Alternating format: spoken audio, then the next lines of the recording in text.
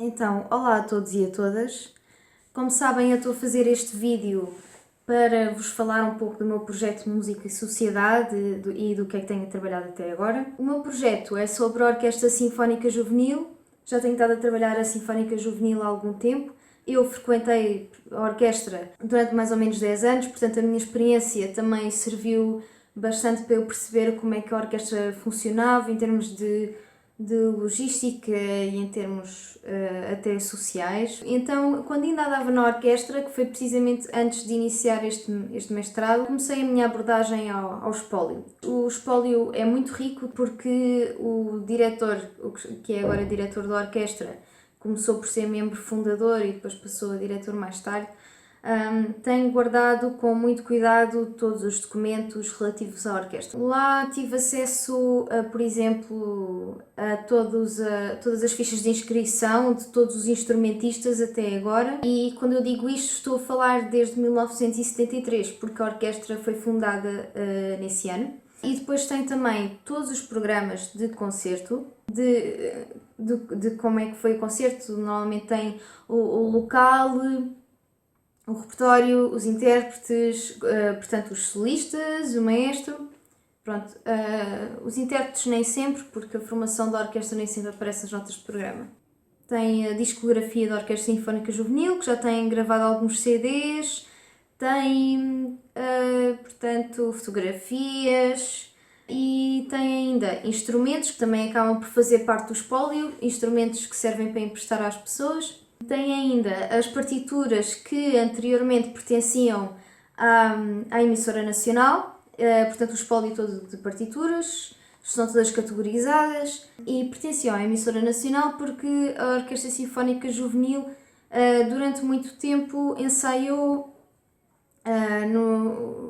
nas instalações da emissora nacional já depois do 25 de Abril, portanto que já era a orquestra da RDP. Bom, basicamente é isto. Portanto, o primeiro trabalho que eu fiz com este espólio foi escrever sobre a história da orquestra a partir das notas de programa para complementar este livro aqui. Portanto, a Sinfónica Juvenil lançou um livro em 2014, este livro aqui, só música ao mesmo tempo nos instrumentos todos, que fala bastante sobre a história da orquestra, tem imensas fotografias, sim, e recortes de jornal, e tem a primeira formação, portanto o nome de todas as pessoas que participaram que estavam presentes na primeira formação, e a partir daí também o nome de todos os instrumentistas que passaram pela Sinfónica Juvenil até ao momento, que era 2014.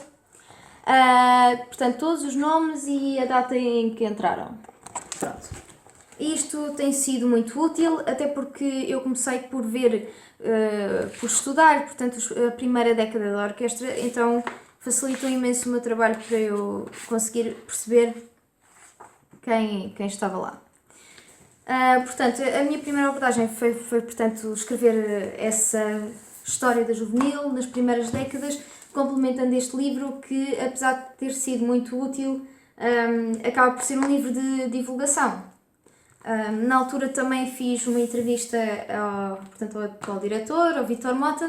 Ainda assim, é um livro de divulgação, acaba por estar muito resumido, e acabei por complementar bastante essa história com as notas de programa, porque, e também para comprovar algumas coisas que estavam aqui escritas, porque aqui é muito claro quais são os objetivos da orquestra e então pude comprovar através desses programas de que forma é que aquilo que estava aqui escrito na teoria se fazia na prática. E tinham ainda algumas notas que foram muito importantes porque contextualizavam por vezes a situação social da orquestra, porque a orquestra passou por algumas dificuldades financeiras e etc, especialmente ali na mudança, ali na viragem do Estado Novo, especialmente ali a partir do 25 de Abril, porque a Orquestra Juvenil era financiada pelo Estado, porque estava à mão do Ivo Cruz, do Manuel Ivo Cruz. Trabalho então, eu quero continuar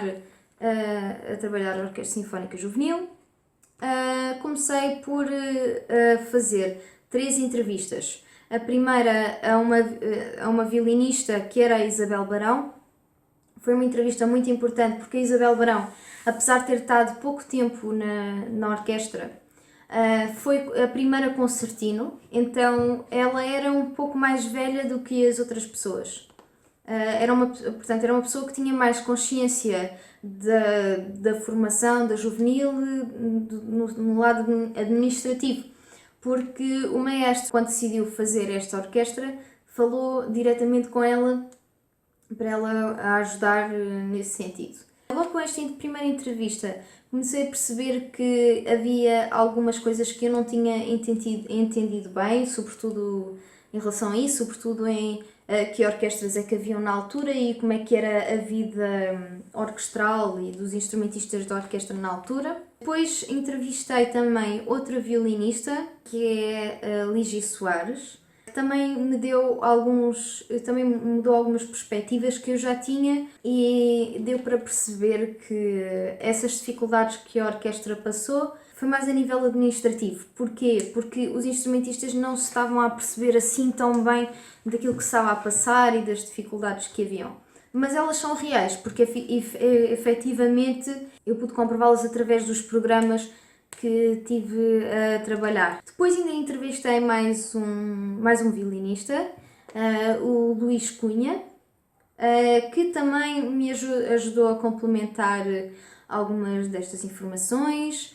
Ele é o mais novo dos três. Contudo, tinha algum material da juvenil em casa que gentilmente me disponibilizou. Dito isto tudo, e concluindo, o meu trabalho tem como objetivo inserir a Orquestra Sinfónica Juvenil no panorama musical português, nomeadamente como se articula com outras orquestras que haviam na altura, e também com o contexto educacional, portanto, da educação musical e do instrumento em Portugal.